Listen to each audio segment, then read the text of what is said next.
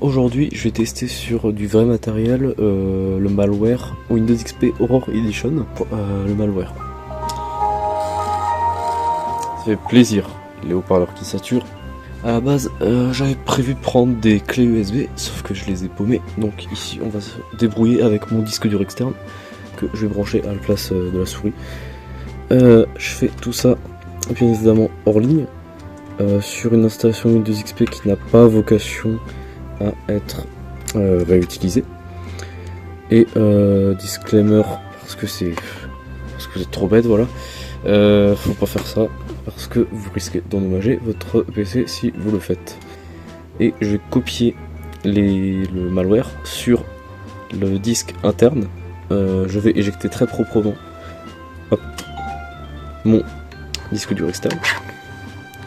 Et pour lancer le virus, il y a une commande spécifique à faire. Si tu fais juste double-clic ici, tu n'auras pas accès à la vraie version du truc. Donc là, je dois lancer le CMD.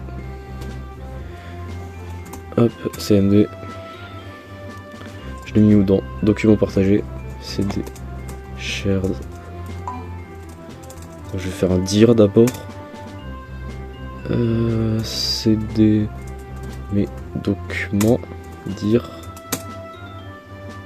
Ouais, non, attends, je vais le déplacer. Document partagé, CTRL X. Il a fait CTRL X. Document de Cameron Sin. Je vais mettre ici, c'est très bien.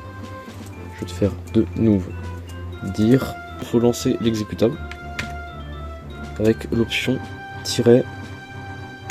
-destructive. Je pense que c'est une option qui rend le programme un peu plus inoffensif. En tout cas, si je ferais pas de faute d'orthographe. Je vais juste baisser le son du PC parce que je sens qu'il y aura un screamer là.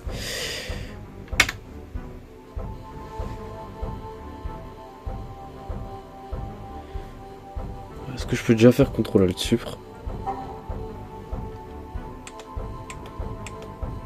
Ouais. Windows R. Ça marche, Windows R, mais il y a la fenêtre là du virus qui prend toute la place. Le menu démarrer marche encore. Je peux encore faire propriété. Là pour l'instant tout ça fonctionne encore. Donc est-ce qu'on ne l'aurait pas un peu cassé le virus? Je me pose la question.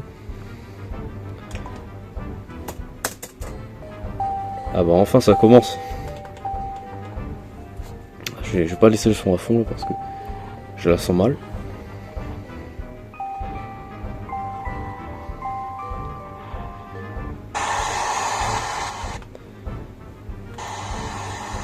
J'ai bien fait de pas le laisser à fond. Ça fait vraiment Edgelord 2015, t'as vu. Oh, trop bien le curseur modifié. Ah ça j'y aurais pas pensé. On va démarrer. C'est la musique de fond, c'est MRS Major. On va refaire le focus là sur la caméra. C'est un peu foireux la manière dont c'est filmé, mais avec les moyens du bord. Je vais aussi reconnecter la souris. C'est très bon. Facile d'interagir avec le système.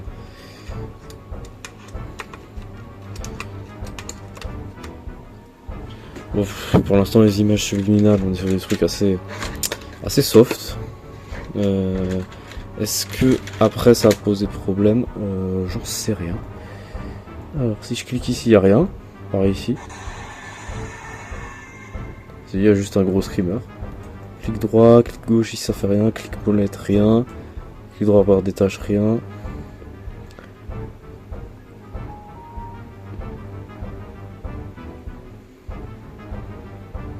Ah. Bah c'est la fin, c'est ça? Je lui ai demandé de s'éteindre, pas de se redémarrer.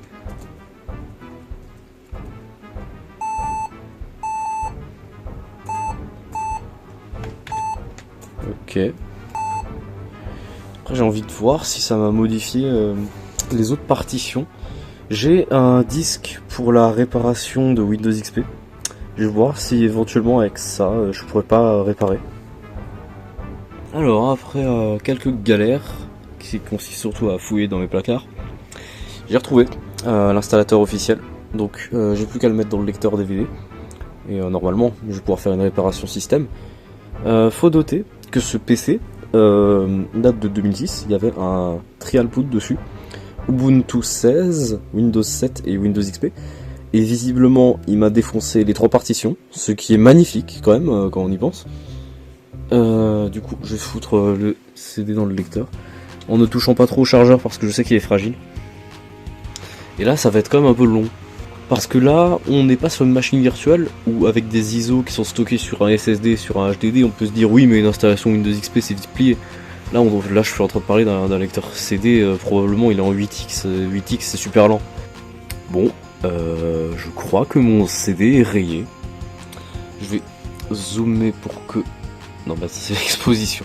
Je vais zoomer pour que vous puissiez me voir. Fichier introuvable.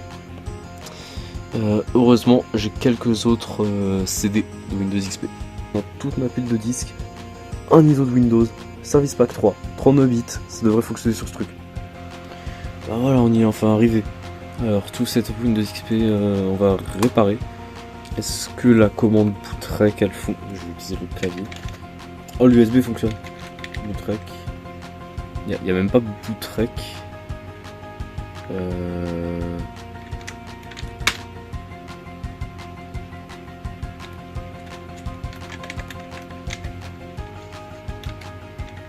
Attends, les 2 points c'est le M.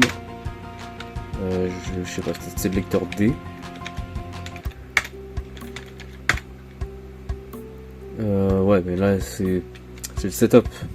Tosca disk part.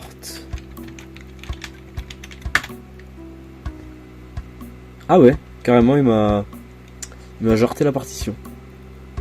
Enfin c'est même pas il m'a jarté la partition, c'est il m'a dégagé tout le disque.